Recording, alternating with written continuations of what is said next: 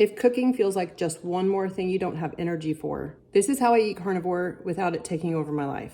Hi, welcome back to my little corner of the internet. I'm Allie. I have been on carnivore for 3.5 years. 3.5 years. And it has come down to 3 meals.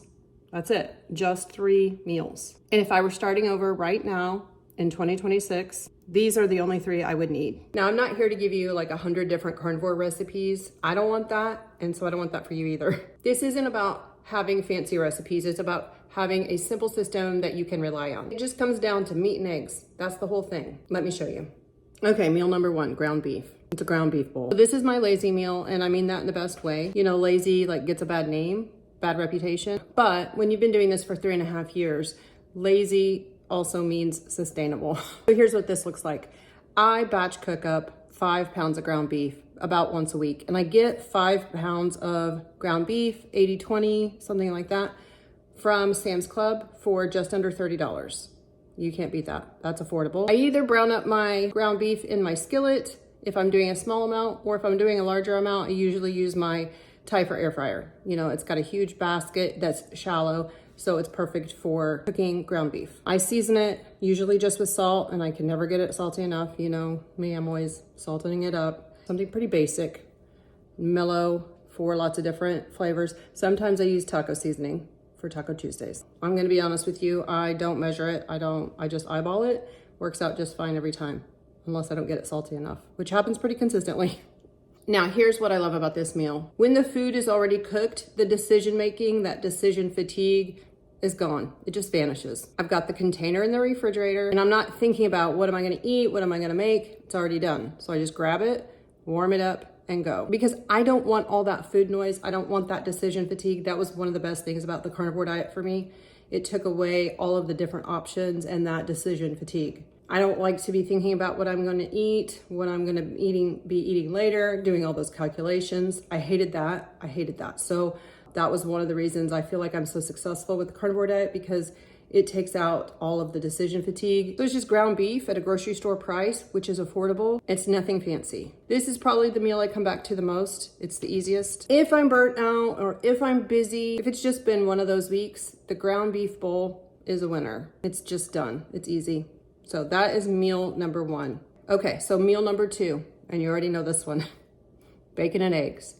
Eggs and bacon. And I know you're thinking, well, that's not a meal, Allie. That's just like a breakfast. That's not much, but it actually is. If you start your day with something very nutrient dense, quick and easy, it sets you off in a great path. Here is the thing. This is what the carnivore diet is, all stripped away, stripped back. The carnivore diet is meat and eggs. Now I want to show you something real quick. It's very exciting, okay? This is what $40 of eggs looks like. That is affordable. This is 8 dozen eggs. And so I want you to think about that for a second. That's affordable. That's affordable. So if you get 5 pounds of ground beef at a big box store, at a grocery store for about $30, then you add another $40 for 8 dozen eggs. That will last you a long time. That's under $100 right there. That's meat and eggs. If you add 2 pounds of Kroger brand bacon for $10, you're still at $90. Still under 100. That is affordability. Food is going to take you far because it's so nutrient dense. It's whole food. Now, I do know that not everybody has a friend that has chickens. Maybe you don't know anybody that has chickens. Maybe you are in the city. I get that. But even at the grocery store, eggs are still one of the cheapest, most complete foods that you can buy. The cheapest meat and eggs still beats anything in the snack aisle every single time. That's not my opinion. That's just like eating real food. And here's why bacon and eggs really made the list at number 2. It's because it is convenient. It is affordable. You can hard boil eggs, soft boil eggs, however you want. You can grab them, you can go. They're convenient, they're fast, they're cheap. They work anywhere, like on the road, at a hotel. A bag of bacon, very good. You find hard boiled eggs usually at convenience stores, at Dollar General, at Casey's. So if you've ever panicked about eating carnivore, like when you're traveling or on the road, I have a video here. It'll be up here somewhere. It'll be linked up here. Check it out. Tell me if you think I need to update that. There's a Dollar General everywhere. So farm fresh eggs, if you can find them. Grocery store, if you can't find them. Either way, this is your meal. That is meal number 2. And now my favorite meal, meal number 3. I call this one my hero meal, the casserole. You can call it breakfast casserole, you can call it meat casserole, you can call it, or you want hamburger casserole, bacon, egg, and cheese casserole. You can market it any way you want. It's very versatile, it's very nutrient dense, it's very filling, and it feeds a crowd. If I really want to feel like I've cooked something, I've done something, I do this about once a week. You know, it's good on a Saturday or Sunday. It's what I take to meals, you know, when I'm responsible for bringing something.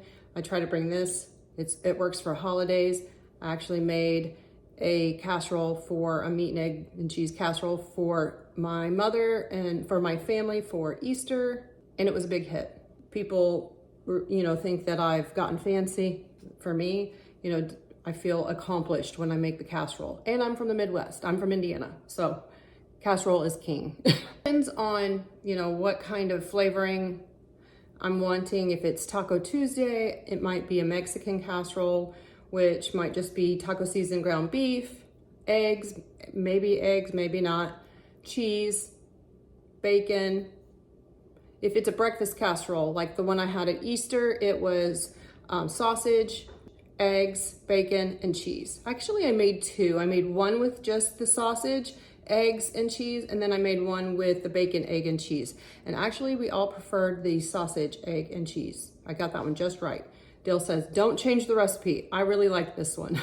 I'm notorious for changing and tweaking the recipe. It just feels doable. It feels accomplished, you know, like I've done something that I'm a homemaker, and I like that feeling. And when you make one of these casseroles, depending on the size, you've got food for days. I have a large casserole dish.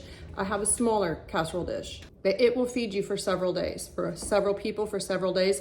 It's a complete meal in one with lots of different flavors. And I think that's why it just helped me stay so consistent, because I didn't have a lot of variety, a lot of choices, a lot of decision fatigue.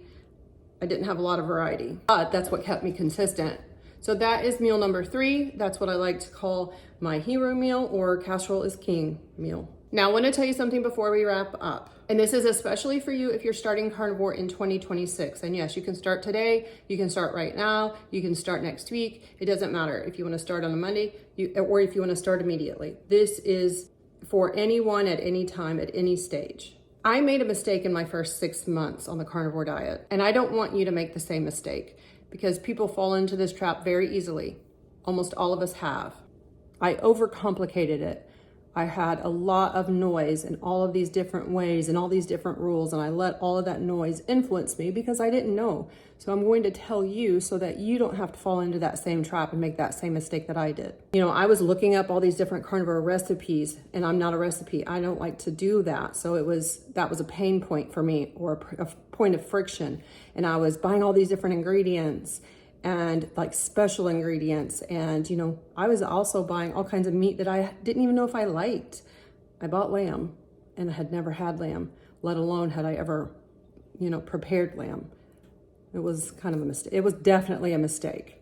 It was slightly disastrous. I was trying to make it too interesting, for the impression that, you know, you have to have lots of variety and have to have different things at different times of the day, you know, like breakfast food and variety, and something different at lunch and something different at 3 meals a day with snacks and all that kind of thing. So I just let all of this noise and all these influences in, because I was trying to figure out how to do it for myself. It kind of burned me out. So the thing that actually saved me, like the pivot, what I realized around month 6, 7, 8, the moment I stopped trying to eat a bunch of variety and all these interesting things, I just started making sure I had food that I would eat on hand, that make sure that it was ready. I didn't need to worry about variety or decisions. I wanted the least path of resistance when it came to eating. Ground beef, eggs, bacon, you know, casserole in the fridge. If I had meat and eggs that I would eat, I knew I would be okay. When the food that you will eat is already made, that is the secret, because the decision making is gone. That's the whole secret. That is what 3.5 years of eating this way has taught me.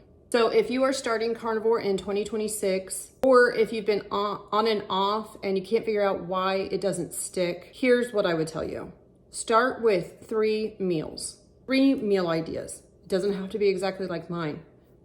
It should be something that you enjoy, that you like to eat. Don't worry about variety right now. Don't try to make it fancy unless you enjoy that. The cheapest meat and eggs at the grocery store that you will eat is what's going to make you more consistent and successful. It will make it feel doable, and doable is what helps consistency. So all right, I really hope you found some value in this today. Go ahead and subscribe if you're enjoying my content. I really appreciate it. Give it a thumbs up, leave me your questions in the comments, and tell me, if you could only eat one of these 3 meals for the rest of the year, which one would it be? Leave it in the comments. I'd love to hear from you, and I will see you next time. Thanks so much for watching.